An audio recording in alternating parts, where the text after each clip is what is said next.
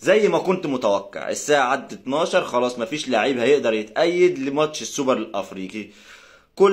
كل نادي اللعيبة اللي اشتراها هي اللي هتلعب ماتش السوبر الأفريقي. بالنسبة لنا احنا خلاص الساعي وعطية الله وأشرف داري ويوسف أيمن.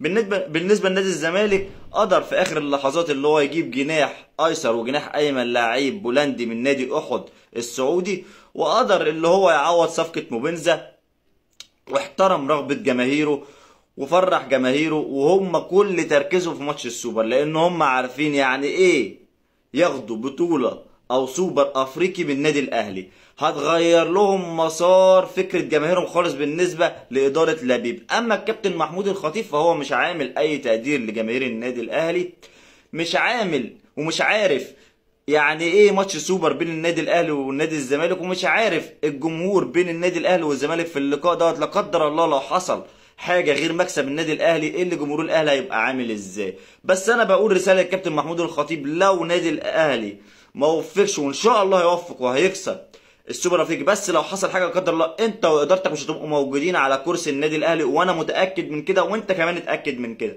البخل واسوأ موسم انتقالات صيفيه للنادي الاهلي اللي انت عملته ومش في دماغك مدى اهميه لقاء السوبر الافريقي بين النادي الاهلي والزمالك، ده ان شاء الله باذن الله هيبقى المكسب للاهلي. بس لو حصل حاجه غير كده صدقني انت مش هتبقى موجود على كرسي. طبعا كابتن امير توفيق هيطلع واداره النادي الاهلي والناس اللي بتتحدث باسمهم وهيقول لك احنا مش عايزين نستعجل، مش عايزين نجيبوا لعيبه عشان بطوله واحده او ماتش واحد اللي هو السوبر الافريقي، احنا عايزين نجيبوا لعيب كويس ويليه النادي بالاهلي عشان خاطر كل البطولات في الموسم اللي جاي. طبعا الكلام ده غير مظبوط جدا. جماهير النادي الاهلي بطوله السوبر الافريقي بينها وبين غارمها النادي الزمالك وبين غارمها وبين الجمهورين اهم من كل البطولات بعد كده. وان شاء الله باذن الله هيبقى حليف الفوز هيبقى حليف النادي الاهلي. بس احنا ما عندناش ثقه خلاص في اداره كابتن محمود الخطيب للنادي الاهلي.